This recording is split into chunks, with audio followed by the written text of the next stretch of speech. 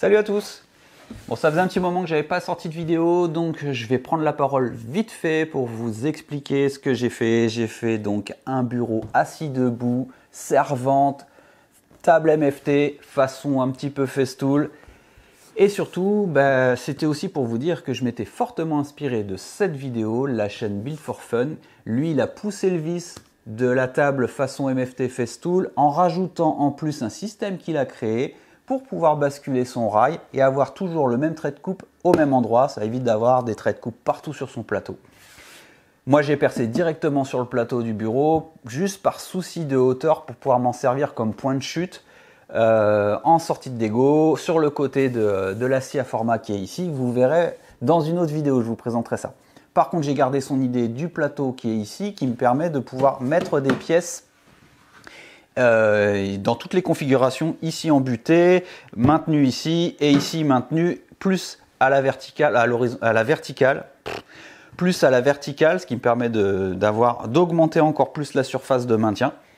Enfin voilà, blablabla, vous allez voir la vidéo et je vous expliquerai à la fin ce que j'ai utilisé comme MDF, comme matériau. Allez, bonne vidéo.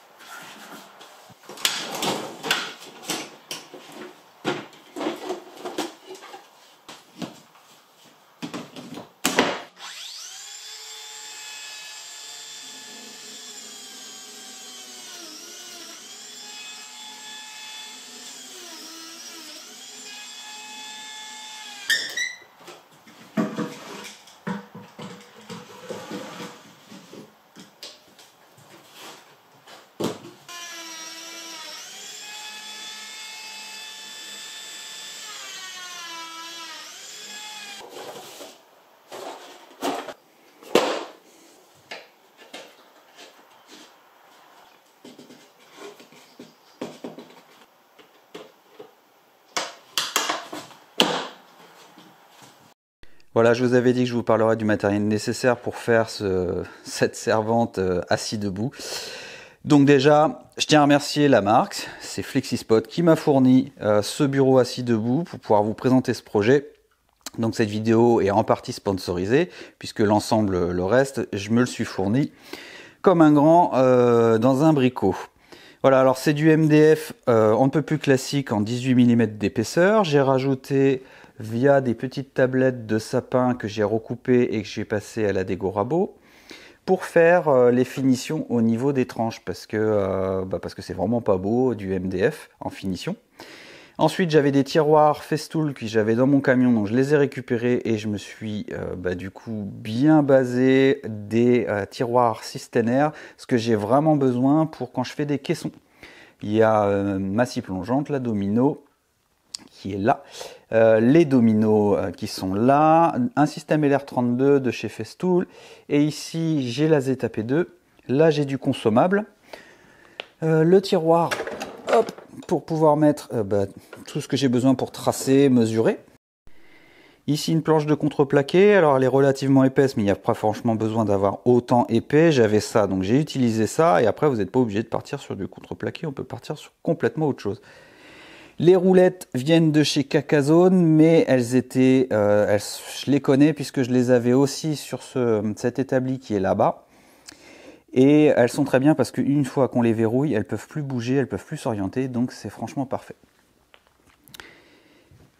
Voilà la batterie Bluetooth que je vous avais déjà présentée, et du coup c'est vraiment pratique puisqu'on peut tout relier et utiliser ça pour pouvoir tout alimenter. Et ça c'est très bien, du coup je peux bosser n'importe où dans l'atelier.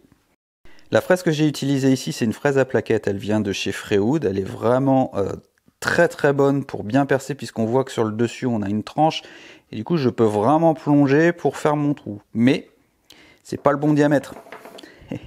Et oui, ça aurait été trop simple. Donc c'est ce que j'avais sous la main, celle-ci étant que de 12, donc vraiment c'est l'idéal. Quand on a la possibilité d'avoir une pince de 12, ça évite de vraiment trop vibrer. Et puis, ce que j'ai utilisé pour finir, c'est une fraise en diamètre 20. Et j'ai fait dans ce sens-là parce que j'ai commencé avec la fraise en diamètre 20 et je l'ai complètement pourrie. Il y a vraiment trop d'épaisseur. Donc j'ai commencé avec ça. J'ai fini avec une fraise de 20. Et après j'ai fini avec une mèche Forstner pour vraiment avoir le fond. Parce que j'avais pas assez de profondeur. Donc quand vous partez sur un projet comme ça, équipez-vous bien. Parce que là, moi j'avais pas ce qu'il fallait. Donc j'ai pas pu percer au niveau du milieu puisque en dessous il y a tout le mécanisme. D'ailleurs c'est vraiment pas beau en dessous. Il y a tout le mécanisme avec le transformateur, donc j'ai pas pu percer au centre. J'en ai pas besoin. Par contre, si vraiment j'étais embêté, ce que je pourrais mettre à la place, c'est un rail façon tétrac, un peu comme ça. Voilà, ces rails là dans lesquels on peut glisser pareil ce type de serre-joint là. Je pourrais le passer comme ça. Honnêtement, pour l'instant, je pense pas en avoir vraiment besoin, mais si j'en ai besoin, j'aurai toujours cette possibilité. Voilà. Voilà, j'espère que cette vidéo aura pu vous inspirer, vous donner quelques idées, quelques éléments pour pouvoir réaliser ce type de projet, ou au moins un petit peu quelque chose qui y ressemble. La batterie, c'est vraiment accessoire, c'est moi qui l'ai mis, c'est pour pas avoir le fil, pour pouvoir bouger partout dans l'atelier et surtout être sécure, parce qu'un fil qui traîne partout, c'est un risque de chute. Donc j'ai voulu être libre de mes mouvements. Cette batterie là, vous avez pu la découvrir dans une autre vidéo, elle a un certain coût, mais il existe des batteries plus petites qui peut-être suffiront largement au moins pour alimenter les moteurs et montée-descente. Pas besoin forcément de rajouter un aspirateur. Moi je suis parti dans la config que je voulais, j'ai les moyens de pouvoir utiliser pas mal de choses branchées sur cette batterie puisqu'elle fait 2048 Wh. Et elle accepte jusqu'à plus de 2000 watts. En tout cas, elle peut aller jusqu'à 4000 watts crête. Bon, on n'est pas là pour parler de la batterie. Mais voilà, j'espère que cette vidéo vous aura plu. Si c'est le cas, mettez un petit pouce en l'air, un commentaire surtout. Et puis, pour ceux qui ne le sont pas encore, abonnez-vous. Allez, à bientôt.